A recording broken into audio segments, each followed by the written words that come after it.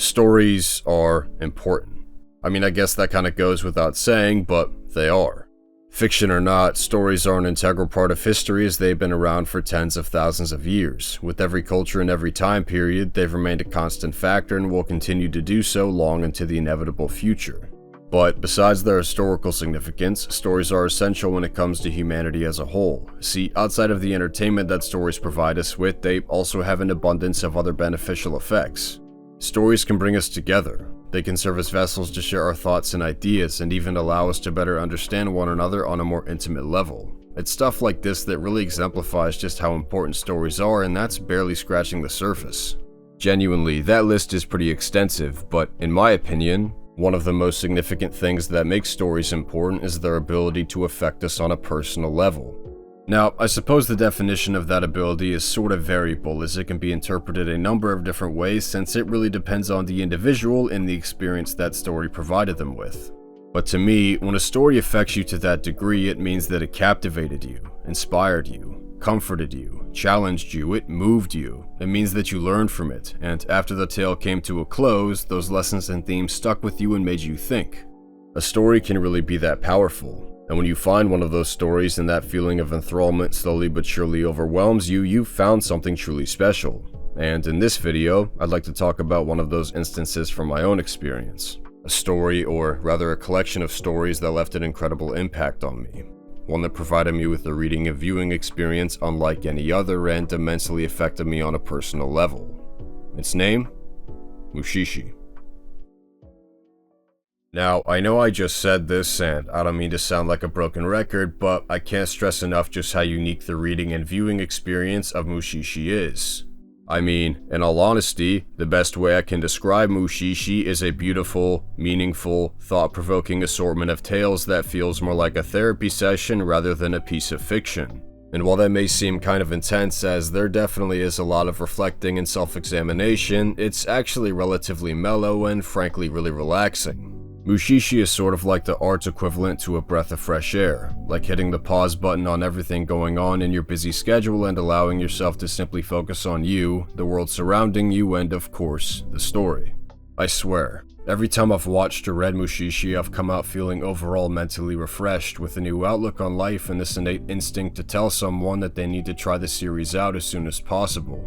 Throughout the landscape of anime and manga, I can't say that I've encountered any other series like this. And sure, there's definitely a few that explore some of the same themes similarly and are incredible in their own right, but none that manage to come close in terms of resemblance to the experience that Mushishi provides. That's just how unique this series is. But what even is Mushishi? Well, let's talk about it. Though, before I jump into things, I really should specify that this series might not be for everyone. If you're looking for something with insane fight sequences, full foot on the gas pacing, or a story with potential world-ending stakes, then this won't be up your alley. Mushishi is very methodical and slow. It's not something that's going to get your adrenaline pumping or have you on the edge of your seat. Rather, it's simply going to make you ponder. And while I do believe it's one of those series in anime and manga that everyone should take a chance on, I understand completely if it's something you're just not interested in. Everyone has their preferences, and that's totally understandable. Though, if you are in fact skeptical, all I ask is that you stick around and hear me out. Maybe by the end of my analysis, you might just be inclined to pick it up and potentially come to appreciate it just as much as I do. But now that I've got that covered, let's jump right into it by first talking a little bit about what this series is. Written and illustrated by Yuki Urushibara, Mushishi is a seinen Iyashike manga that ran from November 1999 to August 2009. It would go on to receive several awards including the Kodansha Manga Award and would eventually get a complete anime adaptation by the now defunct Artland Animation Studio.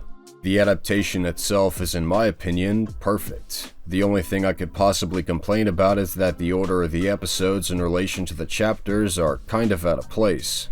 However, this doesn't end up hurting the adaptation or affect the translation whatsoever, as there isn't exactly an overarching story.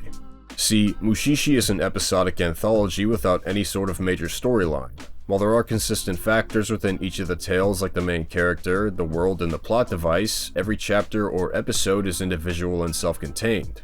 So, if Chapter 8 is where Chapter 5 is supposed to be, it doesn't affect the narrative or the flow of the overall series since the structure of the stories doesn't necessarily need to be concrete.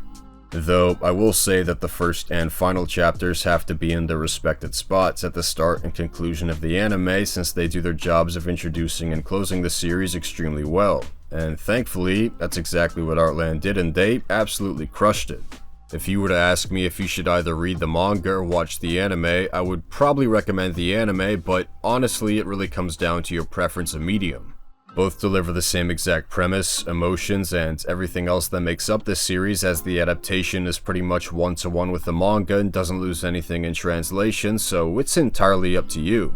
It's always nice when you run into a series that flourishes in both mediums, and fortunately, Mushishi is one of them. But speaking of the premise, let's get back on track and discuss what this series is actually about. Mushishi takes place in a sort of imaginary time between the Edo and Meiji periods, specifically a time in which 19th century technology was present but Japan was still a closed country. This version of Japan is in a time of peace, one where conflict is scarce and the hills are rich in lush greenery. Though, while this fictional version is for the most part historically accurate, outside of the imaginary time period of course, there are in fact a few fantastical elements thrown in. One in particular, and probably the most significant in terms of the plot, is the existence of these elusive beings known as Mushi. Mushi are creatures that can be described as being very close to the essence of life itself, but to put it in simpler terms, they're the most primitive beings that exist. Life forms that are considered to be the base of all living things, or the most basic form of life. They have no intentions, no nature that's either good or bad, or have any particular goals. Rather, they just simply exist. These creatures, while ghost-like in their appearance, can take the shape of various different things. However, the majority of humanity can't see them at all or even know of their existence.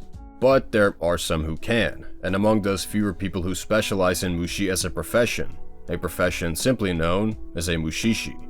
This brings us to our main character, Ginkgo, a wandering white-haired Mushishi who devoted his life to studying these beings and providing assistance with Mushi-related incidents. See, as I mentioned prior, Mushi don't necessarily have a specific purpose. However, while their intentions might not be malevolent, they can be incredibly dangerous to humans, some even being life-threatening. So, with the goal of helping both humans and Mushi alike, Ginkgo travels from place to place and attends to these issues in hopes that the two can live together in harmony, and therein lies the tale of Mushishi. Now, based on the concept alone, I think that Mushishi's premise is incredibly intriguing. And maybe that's my bias seeping into my judgment as I'm such a big fan of the series, but I genuinely think that for the basis of an overall plot, it's really solid. The idea of Mushi and this traveling specialist who helps people deal with these supernatural-like creatures isn't all that complicated, but complex and fantastical enough to come off as alluring and interesting. There's nothing else exactly like this in either medium of anime or manga, which makes it very distinct in those ever-expanding industries and factors into the overall uniqueness of the series as well. Also, I think it's fair to say that the anthology form of storytelling isn't very common in those mediums either. Though, while this style may be outside the norm, I personally really enjoy it and think it comes with a lot of great benefits. For instance, one of the benefits that I believe is a standout is how it allows for each of the tales to provide something new. Whether that be new scenery, characters, themes, or a new type of Mushi, this format lets every story always feel fresh and inventive while still remaining within the guidelines of the premise. But that's not to say that the style is perfect, as there are some negatives to it. However, when considering Mushishi's narrative, it was definitely the perfect choice, and is without a doubt one of the many reasons as to why this series is so brilliant. Although, among those reasons, there is another that I believe is more important, and that's the purpose. Now, generally speaking, the purpose of any story is to entertain the audience by flat out telling a good story. And yeah, Mushishi does exceed at that, but that's not the specific purpose I'm referring to. Rather, I'm talking about the core purpose of Mushishi and what I believe the author's intentions were when she initially wrote the series, and that is to teach. See, on the surface, every tale in Mushishi just seems like it follows Ginkgo encountering some type of Mushi that's negatively affecting someone and him dissolving that issue the best he can. But when you peel back the curtains, you start to see what's going on underneath that face value and realize that all the chapters or episodes are allegories. Allegories for human behavior, the struggles we face, and the various different aspects of life that we encounter. And within each of them is a lesson that correlates with what the allegory is trying to say and the overall theme of the tale. Now, given that the series has a total of 50 chapters, a special and a one-shot, some of the themes can overlap at some points. Regardless though, the list of different themes covered throughout the course of the series is extensive and applies to each lesson within the allegories differently. Some of the themes that Mushishi covers include death, greed, anxiety, regret, tranquility, solitude, and acceptance. Honestly, I could list off 3 or 4 dozen more, but with the ones I mentioned, you can sort of get an idea as to what these lessons cover and just how deep and personal they can be. I mean, to put it in perspective, a few of them are directly tied to some really intimate stuff like familial issues or the intricacies of one's self-worth. Yeah, they can get to that kind of level. Nothing feels like it's off limits. They dare to focus on some touchy subjects, but they're never treated or presented maliciously. Rather, they treat them carefully and are used as a means to offer guidance. And unlike some of the themes that overlap, the lessons within Mushishi are never the same, nor are they elementary. You're not going to get something as simple or generic as be nice or respect those around you. Instead, you get ones that are all thoughtful, meaningful, and individual from one another that make you want to just sit down and think. Plus, similar to the lessons, the allegories themselves all differ, and the messages and teachings within them are, for the most part, far from being on the nose.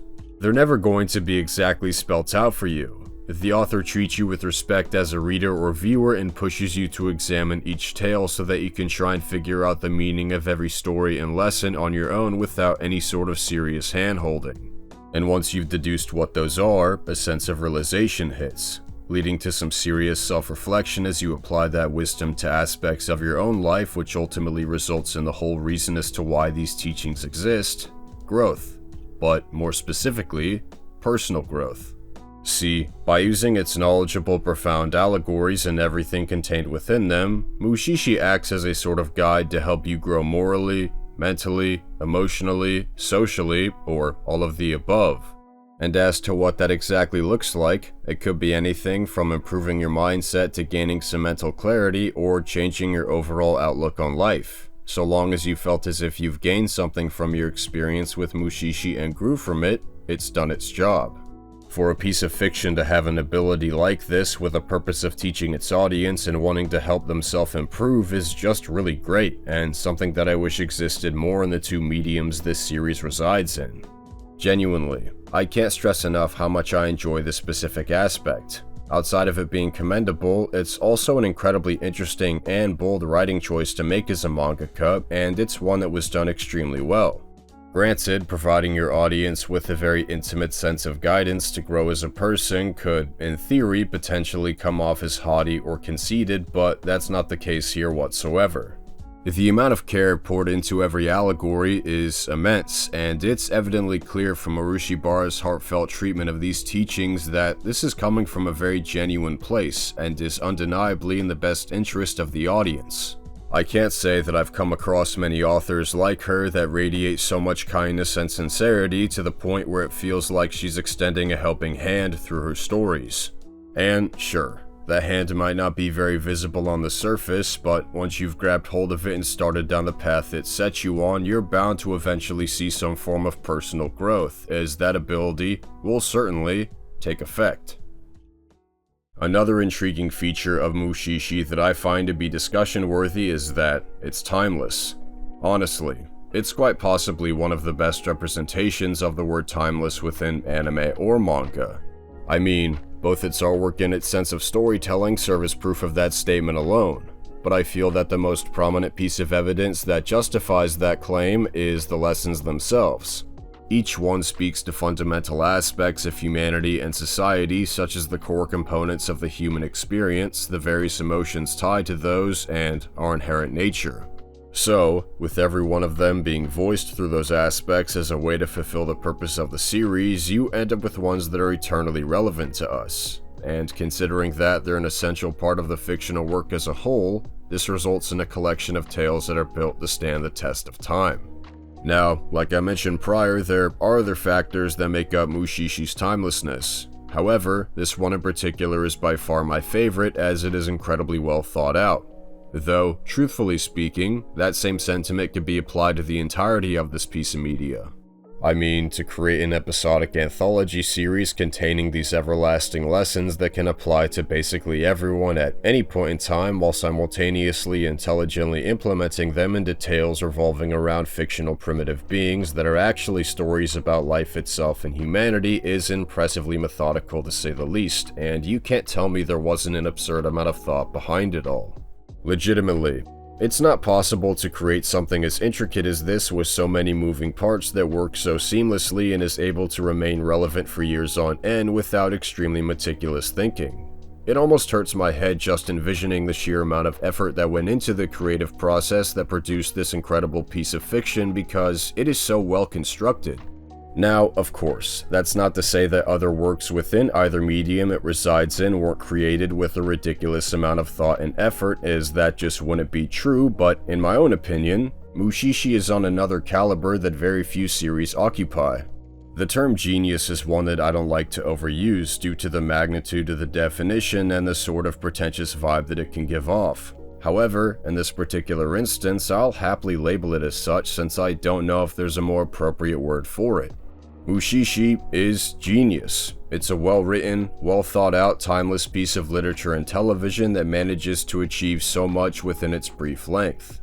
Plus, I feel like I should mention that Urushibara was only 25 when the manga serialization began. For someone that young to write such a commendable, thoughtful fictional work is mind-bogglingly impressive, and I can't help but excessively praise both her and her creation. And, yeah, I'm fully aware all I've done is give nothing but praise for this series so far, and to be honest with you, I'm not done yet, as there's still 2 more things I want to discuss before wrapping this video up. Firstly, the atmosphere. Now, generally speaking, this aspect is pretty crucial for any piece of media trying to tell a story. It's one of the key driving forces for immersing the audience in the world, keeping them engaged, and eliciting the desired emotions from them. Without a great atmosphere, the work just won't feel memorable, and the actual narrative and everything it's going for is gonna fall flat, and won't reach its full potential in terms of impacting the audience. But these problems don't plague Mushishi in the slightest, as it absolutely excels at creating atmosphere.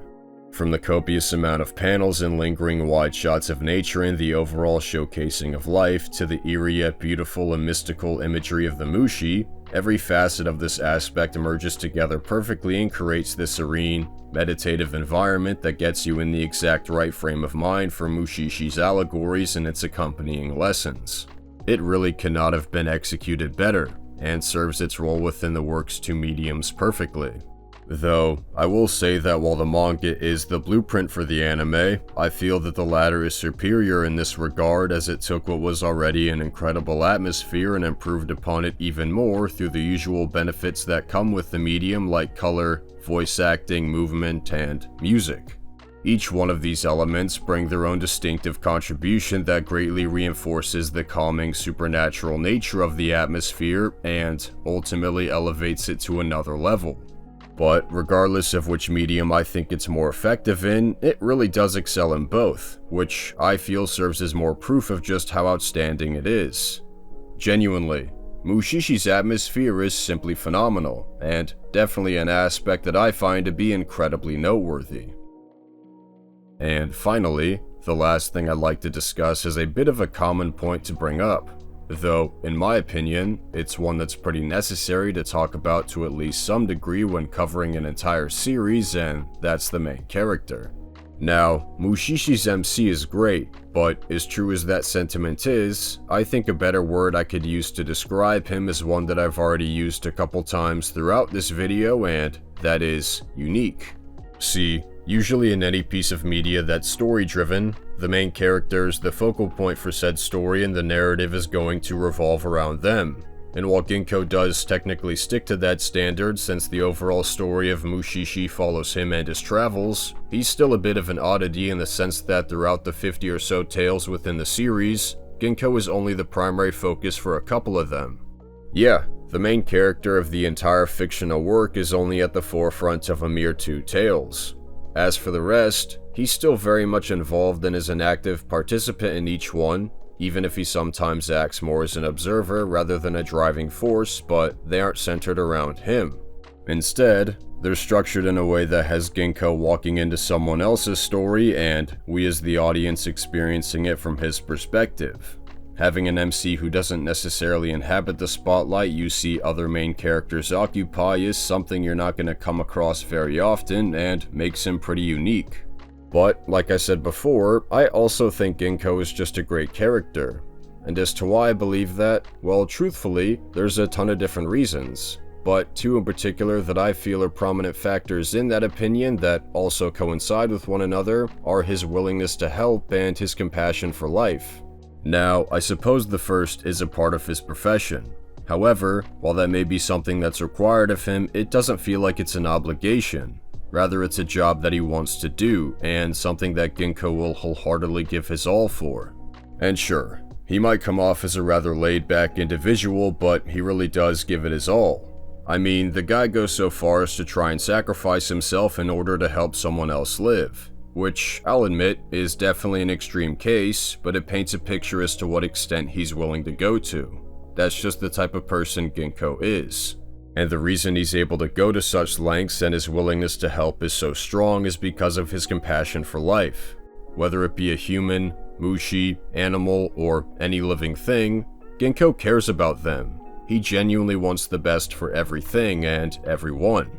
This can be seen in, of course, his willingness to help, but also in the way he approaches each case.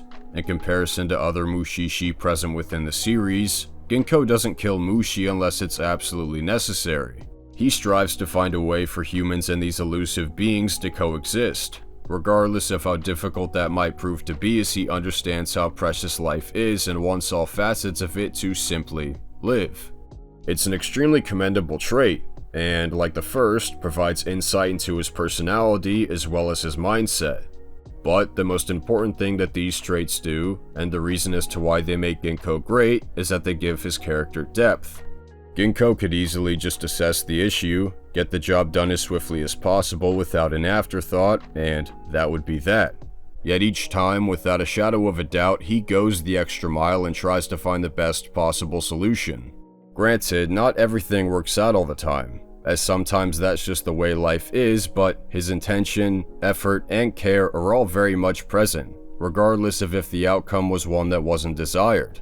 For Ginko to go to such lengths and carry out his profession in a way that others in his field wouldn't even bother attempting shows that there's so much more to him than being just a wandering Mushishi, creating a level of depth to his character, and ultimately making it one that I consider to be great. Now, again, there certainly are other aspects of his character that factor into that opinion, and it's not as if the two traits I discussed are the only things that give his character depth, but I won't be going over them as this isn't a full-on character analysis, and I feel that those traits serve as prominent examples as to why I consider him to be great. All in all though, I just really enjoy Ginko as a character. Every time I've come back to this series, my appreciation for him has grown, and it's gotten to the point where I now consider him to be a personal favorite of mine. He's extremely interesting, very well written, and a character that, like Mushishi itself, is incredibly memorable. And despite his unconventional role as an MC, he's got plenty of layers, has very commendable character traits, and is the perfect protagonist for this type of series. Ginko is truly a great character, and without question a notable and discussion-worthy factor of Mushishi. Earlier within this video, I stated that I believe Mushishi is a series within anime and manga that everyone should take a chance on, and I can't stress enough just how much I believe that. Granted, I probably don't even need to reiterate that considering the context of this video, but it's the honest truth. It's a fictional work that is incredible in terms of quality, pushes you to grow as a person, urges you to think more critically, teaches you some incredible life lessons, and encourages self-reflection, all while being entertaining, incredibly interesting, and providing you with one of the most unforgettable reading and viewing experiences within the two mediums. It's a series that was created for everyone, and I think not even giving it a chance is almost a disservice to yourself since it's designed to be beneficial and there's genuinely so much to gain from it. Mushishi is profound, it's meaningful, and is a piece of fiction that I highly implore you all to check out. But yeah, that's it for this one. Thank you for watching, I really appreciate it, and I hope you have a good one. Peace.